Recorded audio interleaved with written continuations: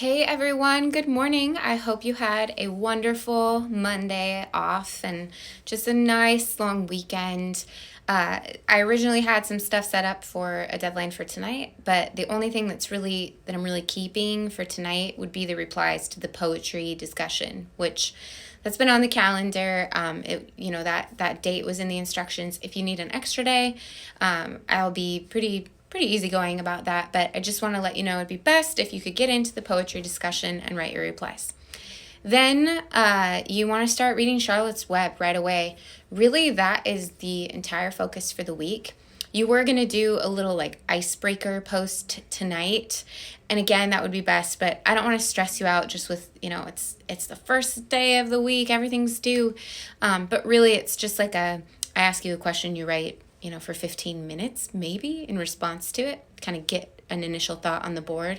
So just do that as soon as you can. If it doesn't come in until Thursday, that's fine. But if you do wait until Thursday, be sure to actually start reading Charlotte's Web because Thursday you're going to make a full original discussion post in that first quest for the course. And it's all about Charlotte's Web, but you'll be reading Russell's chapter 4. We're going to start breaking into some important terminology for the course that we'll rely on all quarter long. So we're looking at the elements of fiction or literary elements, you could say, and using Charlotte's Web as a basis for that discussion. And like I said, we can apply it across the board. But I'd suggest that you get about halfway through Charlotte's Web. I don't criticize if you don't make it all the way there. It's just a nice marking point, and then by Sunday you will finish Charlotte's Web. And all of this is just editing your own original discussion post. You don't need replies until next Tuesday. So it's a pretty focused week of nostalgia for some of us. Maybe you're like me and you don't remember really reading the book when you were younger, but you know the story, so it's actually filling in gaps for you. Or some of you may have never heard the story of Charlotte's Web. I've had lots of quarters where students are from other cultures and places across the world, and they're excited because they know this is an American classic. And so that's something kind of fun to experience as well. And it'll be neat to see the myriad of connections to the book. Last quarter, one of my favorite responses was a student who said that they always resisted reading the book and refused to like it or even the story because they had a sister and it was their sister's favorite and they were a child, and so they felt like at odds with their sister. And they said that for this course they used their sister's like raggedy copy and finally read it and loved the story. And there's something so humorous about that to me. So anyway, that's what's going on. I really hope you guys enjoy this chance to focus on a single book as the context for your learning. And like I said in the last video, I'm still cranking through those level 1 comments, and I'll make up for it for, like I said, those of you who got your comments later than the rest of you. So just hang in there with me. I'm really flexible and supportive, and I'll do my best to make sure you guys get what you need this quarter. But for fun, I want to tell you about these picture books that I mentioned in the update below, just to kind of get our, creative minds sort of warmed up.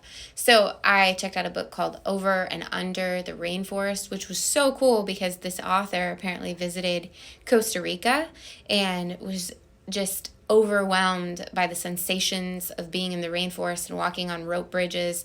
And it's a really cool book that every page sort of has this son and older, hold on.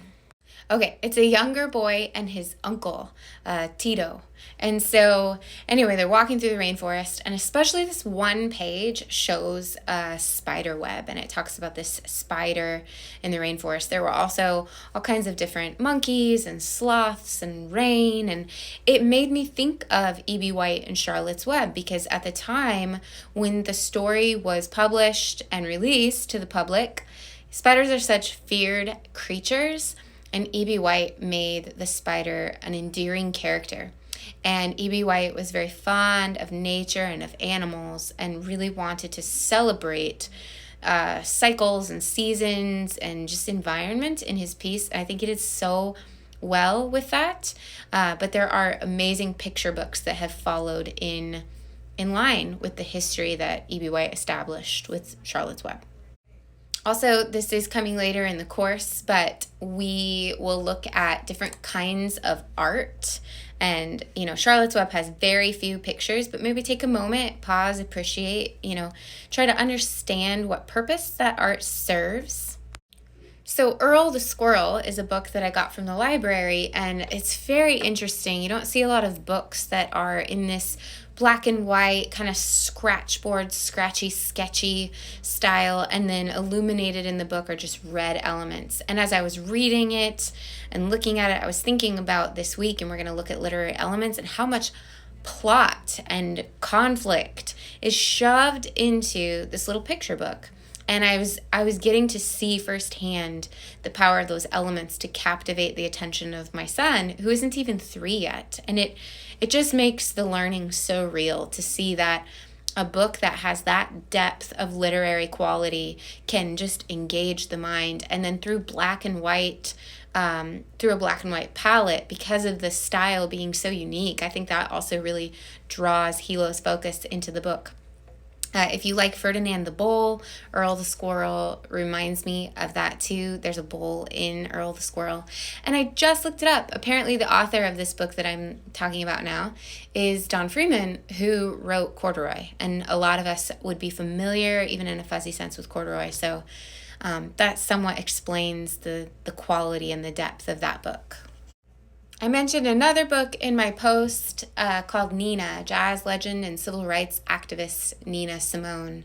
And it was just really, really a lovely book as well that had me wrestling with, we'll talk about this much later in the course, but a little preview or teaser for you guys, had me wrestling with how to, what is the best way to present difficult histories, difficult topics to children. And this is one of the reasons why I really enjoy exploring and studying and discussing children's literature, because we do see some of these difficult topics presented, and then as readers we might have strong reactions, whether positive or negative, like, wow, that is so powerful to present that topic in that way. I bet this will make a difference in shaping children's minds. Or no, that's too soon, or I don't like that language.